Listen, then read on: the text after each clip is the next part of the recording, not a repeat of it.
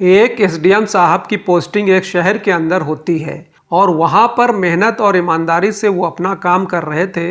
लेकिन कभी कभी एसडीएम साहब को पुरानी अपनी कुछ ऐसी बातें याद आ जाया करती जिनको याद आने के बाद वो काफ़ी ज़्यादा उदास हो जाया करते। इसीलिए एक दिन वो मंदिर में पूजा करने के बारे में सोचते हैं और अगले ही दिन वहाँ से मंदिर पर पहुँच जाते हैं पूजा करने के लिए। और वहाँ जाकर इधर उधर फूल देखने लगते हैं पूजा के लिए और एक बुजुर्ग महिला से जाकर फूल खरीदने लगते हैं। जिस बुजुर्ग महिला से एसडीएम साहब फूल खरीद रहे थे उससे थोड़ी दूर एक और लड़की फूल बेच रही थी जिसने एसडीएम साहब को देखते ही अपने चेहरे को छुपा लिया था और वो अजीब निगाहों से एसडीएम साहब की तरफ देख रही थी। अब एसडीएम साहब वहाँ से फूल खरीद कर आगे चले जाते हैं और इसके बाद वो लड़की भी आराम से फूल बेचने लगती है। लेकिन थोड़ी देर बाद एसडीएम साहब वापस से वहाँ पर आ जाते हैं और आने के बाद कहते हैं कि सपना, तुम्हारी ये हालत ऐसे कैसे हो गई?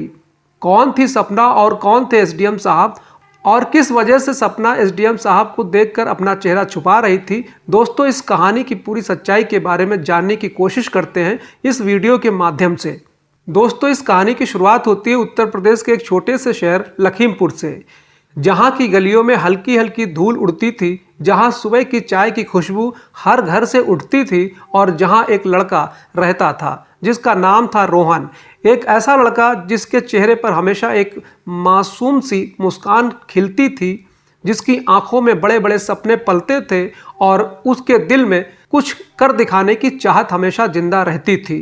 रोहन के मम्मी पापा दोनों सरकारी नौकरी में थे। उनके घर में पैसों की कभी कोई कमी नहीं थी।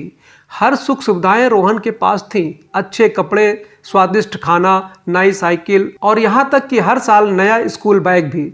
लेकिन रोहन का दिल उन चीज़ों में नहीं लगता था जो आसानी से मिल जाती थी।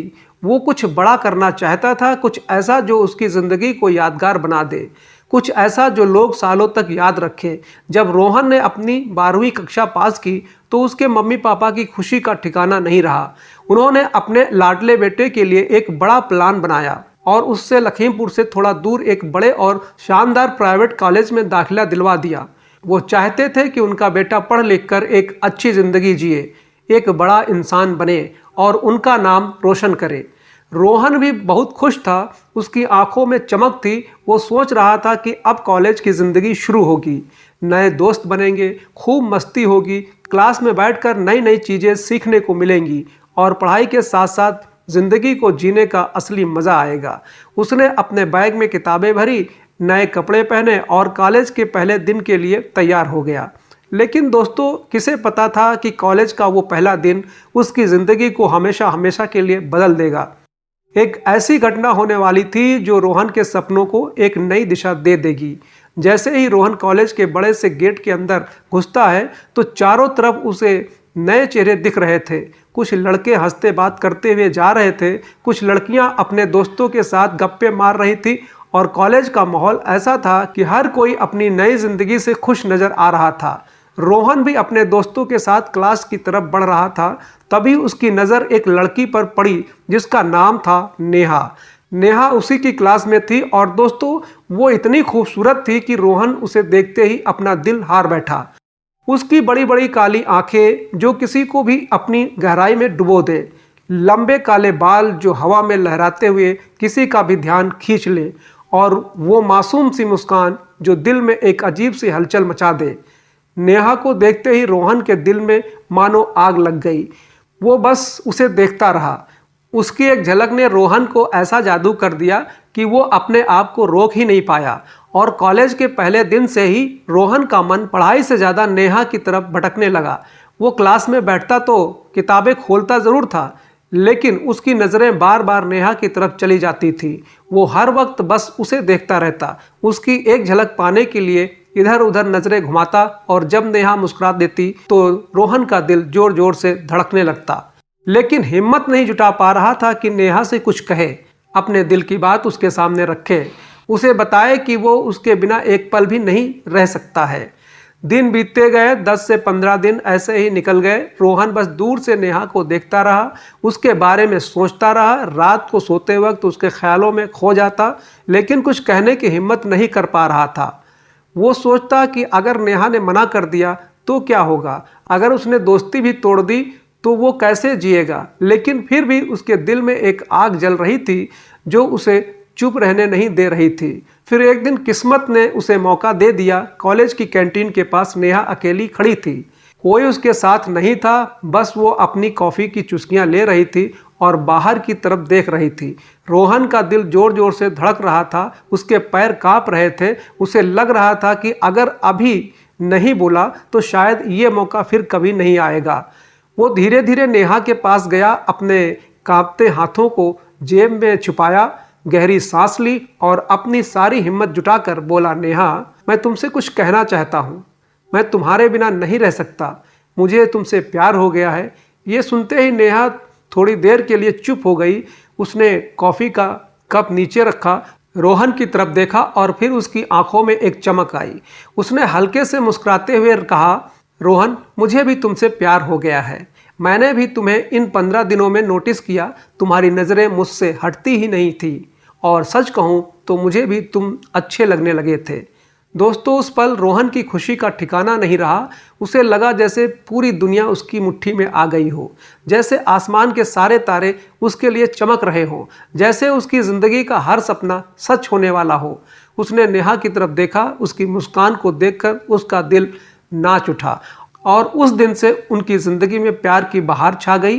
कॉलेज के हर कोने में उनकी बातें होने लगी। कैंटीन में साथ बैठकर चाय पीना, लाइब्रेरी में एक दूसरे के नोट्स शेयर करना, कभी कभी क्लास बंक करके कॉलेज के पीछे वाले बगीचे में चुपके से हाथ पकड़कर बातें करना, ये सब उनकी ज़िंदगी का हिस्सा बन गया। दोनों एक दूसरे के साथ इतने खुश थे कि उन्हें लगता था कि ये पल कभी ख़त्म ना हो। दोनों ने एक दूसरे से वादा किया कि वो ग्रेजुएशन पूरा करेंगे, फिर आगे पढ़ाई करेंगे, एक बड़ा अफसर बनेंगे और फिर शादी करके अपनी ज़िंदगी को खुशहाल बनाएंगे। लेकिन ये वादा अभी सिर्फ उनके बीच था, घर वालों को कुछ नहीं पता था। ये उनका छोटा सा प्यारा राज था जो वो दोनों अपने दिल में छुपाए हुए थे। समय बीतता गया, दोनों कॉलेज के फाइनल ईयर में पहुंच गए। अब तक पूरे कॉलेज को पता चल चुका था कि रोहन और नेहा एक दूसरे से बेइंतहा प्यार करते हैं। हर कोई उनकी जोड़ी की तारीफ करता था। उनके दोस्त उन्हें परफेक्ट कपल कहते थे और कॉलेज में उनकी प्रेम कहानी मशहूर हो गई। लेकिन दोस्तों, ज़िंदगी हमेशा इतनी आसान नहीं होती है। ग्रेजुएशन पूरा होने के बाद रोहन के पापा ने उसे एक बड़े शहर में दिल्ली में कोचिंग के लिए भेज दिया। वो चाहते थे कि उनका बेटा एक बड़ा अफसर बने, कुछ ऐसा करे कि उनका सीना गर्व से चौड़ा हो जाए। रोहन को भी ये मौका अच्छा लगा। वो दिल्ली चला गया, वहाँ एक अच्छी कोचिंग ज्वाइन की और अपने सपनों को पूरा करने में जुट गया। लेकिन नेहा ने लखीमपुर में ही रहकर पढ़ाई करने का फैसला किया, क्योंकि उसके पापा एक प्राइवेट नौकरी करते थे और उसके पास इतने पैसे नहीं थे कि नेहा को बाहर भेज सके। नेहा के घर की हालत ठीक थी लेकिन बहुत अच्छी भी नहीं थी। फिर भी उसने हिम्मत नहीं हारी और अपने शहर से ही मेहनत शुरू कर दी। रोहन और नेहा का प्यार कम नहीं हुआ। भले ही वो मीलों दूर थे, लेकिन दोनों फ़ोन पर घंटों बातें करते, एक दूसरे को अपनी पढ़ाई की अपडेट देते, अपने सपनों को सजाते और कभी कभी रात को देर तक फ़ोन पर एक दूसरे की आवाज़ सुनकर सुकून पाते। रोहन नेहा को बताता है कि दिल्ली में कितना ट्रैफिक है, कितनी भीड़ है, और नेहा उसे अपने शहर की छोटी छोटी बातें सुनाती, जैसे कि बाजार में नए समोसे की दुकान खुली है या बारिश में उसकी गली में पानी भर गया। दोनों हंसते, एक दूसरे को हौसला देते और अपने प्यार को जिंदा रखते। लेकिन दोस्तों, ज़िंदगी में सब कुछ प्लान के मुताबिक नहीं चलता और एक दिन ऐसा आया जब सब कुछ बदल गया। जैसे ही उनका पहला बड़ा एग्ज़ाम करीब आया, नेहा के पापा की तबीयत अचानक से ख़राब हो गई। पहले तो लगा कि शायद मामूली बुखार है, लेकिन उनकी हालत दिन ब दिन बिगड़ती जा रही थी। डॉक्टरों ने बताया कि उन्हें कोई गंभीर बीमारी है और इलाज के लिए बहुत सारे पैसे चाहिए। नेहा अपनी पढ़ाई छोड़कर अपने पापा के इलाज में जुट गई। वो उन्हें सुबह सुबह डॉक्टर के पास ले जाती, दवाइयाँ दिलाती, रात को उसके पास बैठकर उनकी सेवा करती और घर का सारा काम भी संभालती। उसकी माँ भी परेशान थी, लेकिन वो ज़्यादा कुछ नहीं कर पाती थी। नेहा दिन रात अपने पापा के लिए दौड़ती रही, लेकिन उसने ये बात रोहन से छुपा ली। जब रोहन फ़ोन करता तो नेहा उसे कुछ नहीं बताती, कुछ नहीं कहती, बस इतना बोलती कि सब ठीक है, थोड़ी व्यस्त हूँ, और जल्दी बात करती है। उसे डर था कि अगर रोहन को पता चला तो वो परेशान हो जाएगा, उसकी पढ़ाई ख़राब हो जाएगी और उसका सपना अधूरा रह जाएगा। इसीलिए उसने अपने दर्द को अपने सीने में दबा लिया और रोहन से झूठ बोल दिया। लेकिन अंदर ही अंदर नेहा टूट रही थी, उसकी आंखों में आंसू थे, लेकिन वो किसी को दिखाना नहीं चाहती थी। इधर रोहन ने दिन रात मेहनत की, अपनी किताबों में डूब गया, कोचिंग की क्लासेस अटेंड की और आखिरकार पीसीएस का एग्ज़ाम पास कर लिया। वो एसडीएम बन गया। खुशी से उसका दिल नाच रहा था। उसे लगा कि उसने अपनी मम्मी पापा का सपना पूरा कर दिया और अब वो नेहा के साथ अपनी ज़िंदगी शुरू कर सकता है। उसने सबसे पहले नेहा को फ़ोन किया और चिल्लाते हुए बोला, नेहा, मैं एसडीएम बन गया हूँ, अब बस थोड़ी ट्रेनिंग बाकी है, फिर मैं अपना काम शुरू कर दूंगा। तुमने इस बार एग्ज़ाम नहीं दिया? कोई बात नहीं, अगली बार दे देना, तुम भी ज़रूर पास हो जाओगी। नेहा ने रोहन को ढेर सारी बधाइयाँ दी। उसकी आवाज़ में खुशी थी, लेकिन उस खुशी के पीछे एक गहरी उदासी छिपी हुई थी जिसे रोहन समझ नहीं पाया। उसने कहा, रोहन, तुम बहुत मेहनती हो, मुझे तुम पर गर्व है, और फिर फ़ोन काट दिया। लेकिन दोस्तों, उस दिन के बाद नेहा ने रोहन से बात करना पूरी तरीके से बंद कर दिया। रोहन जब भी फ़ोन करता नंबर बंद मिलता। पहले तो उसे लगा कि शायद नेहा का फ़ोन ख़राब हो गया होगा, लेकिन जब कई दिन तक कोई जवाब नहीं आया तो उसका दिल बेचैन होने लगा। उसने नेहा के दोस्तों से पूछा, कॉलेज के पुराने दोस्तों को फ़ोन किया, लेकिन किसी को कुछ पता नहीं था। आखिरकार वो छुट्टी लेकर लखीमपुर गया, नेहा के घर पहुंचा, लेकिन वहां ताला लगा हुआ था। पड़ोसियों ने कहा कि नेहा का परिवार रातों रात कहीं चला गया। किसी को कुछ पता नहीं कि वो कहाँ गए। रोहन का दिल टूट गया। वो समझ नहीं पा रहा था कि आखिर ऐसा क्या हुआ कि नेहा उसे छोड़कर चली गई। क्या उसका प्यार झूठा था? क्या वो उसे भूल गई थी? वो घंटों नेहा के घर के बाहर बैठा रहा, उसकी यादों में खोया रहा, लेकिन कोई जवाब नहीं मिला। रोहन ने हार नहीं मानी। वो वापस दिल्ली गया, अपनी ट्रेनिंग में जुट गया, लेकिन उसका मन हर वक्त नेहा के पास ही अटका रहता था। ट्रेनिंग पूरी होते ही उसकी पोस्टिंग एक ज़िले में हो गई। वो दिन रात मेहनत करता, लोगों की मदद करता और अपने काम में इतना डूब जाता कि थकान उसे नींद सुला देती। लेकिन जब भी अकेला होता, नेहा की याद उसे सताती। उसकी वो मुस्कान, वो बातें, वो वादे, सब कुछ उसके सामने घूमने लगता। उसके मम्मी पापा ने उससे शादी की बात की, कहा कि अब वो अफसर बन गया है, उसकी उम्र हो गई है, उसे घर बसा लेना चाहिए। लेकिन रोहन ने साफ मना कर दिया। वो बोला, मम्मी पापा, मैं नेहा से प्यार करता हूँ, उसके बिना किसी और से शादी नहीं कर सकता। वो मेरी ज़िंदगी का पहला और आखिरी प्यार है।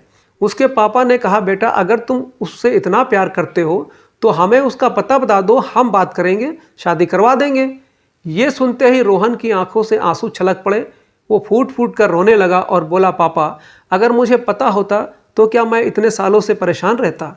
मुझे नहीं पता है कि वो कहाँ गई, क्यों गई, क्या हुआ, कुछ भी नहीं पता है।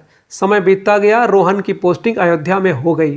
वो वहाँ मेहनत से काम करने लगा, लोगों की समस्याएं सुनता, उन्हें हल करता और अपने कर्तव्य को पूरा ईमानदारी से निभाता।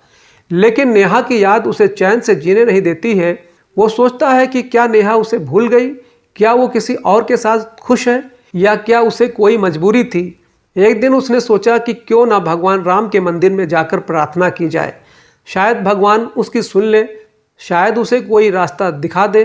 सुबह सुबह का वक्त था। वो अपने घर से निकला, मंदिर पहुंचा। वहां भीड़ थी, लोग पूजा के लिए लाइन में खड़े थे और फूलों की दुकानों पर रौनक थी। रोहन एक बूढ़ी औरत से फूल खरीदने लगा। तभी उसकी नज़र पास में फूल बेच रही एक लड़की पर पड़ी।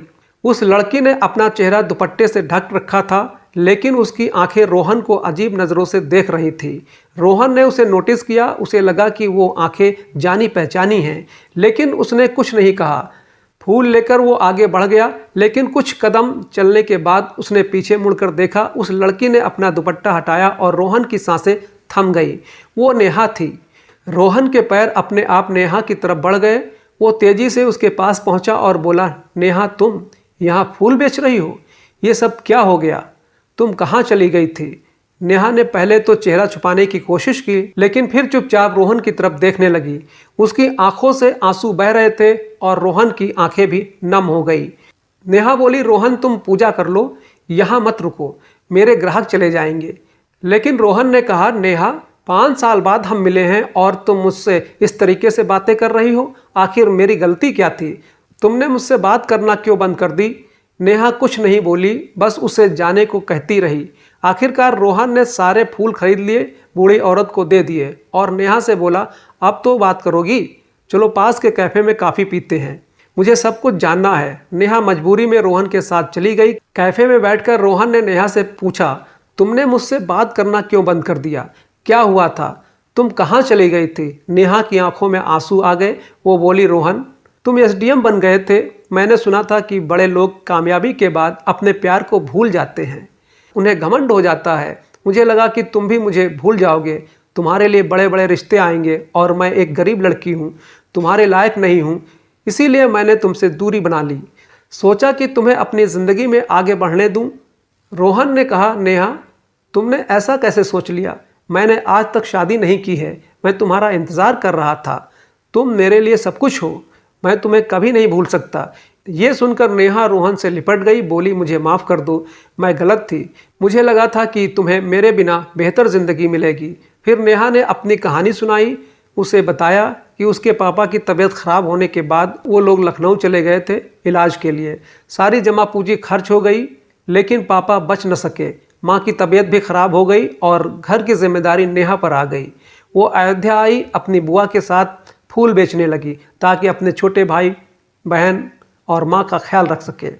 रोहन ये सुनकर भावुक हो गया। उसने नेहा को गले लगाया और बोला, अब तुम अकेली नहीं हो, मैं तुम्हारा और तुम्हारे परिवार का ख्याल रखूँगा, बस तुम मुझसे शादी करो। नेहा पहले मना करती रही, कहती रही कि लोग क्या कहेंगे, एक फूल बेचने वाली लड़की से एसडीएम की शादी। लेकिन रोहन ने कहा, मुझे लोगों की चिंता नहीं है, मुझे दुनिया की परवाह नहीं है, मुझे बस तुम चाहिए। दोनों ने अपने अपने परिवार वालों से बात की। नेहा की माँ और रोहन के मम्मी पापा खुशी खुशी मान गए। उनकी शादी धूमधाम से हुई। रोहन ने नेहा से कहा, अब तुम पढ़ाई करो, अफसर बनो। नेहा ने भी मेहनत की और पीसीएस पास कर लिया। आज रोहन और नेहा एक खुशहाल जिंदगी जी रहे हैं। उनका एक बेटा है जिसका नाम पार्थ है। दोनों अपने परिवार का ख्याल रखते हैं और एक दूसरे के साथ प्यार भरी जिंदगी बिता रहे हैं। दोस्तों, ये कहानी हमें सिखाती है कि सच्चा प्यार कभी हार नहीं मानता, चाहे कितने भी मुश्किल हालात क्यों ना आ जाएं। तो आप बताइए, क्या आपने कभी अपने प्यार के लिए इतना इंतज़ार किया है, या ज़िंदगी में कोई ऐसा मौका आया जब आपको लगा कि सब कुछ खत्म हो गया, लेकिन फिर भी उम्मीद नहीं छोड़ी?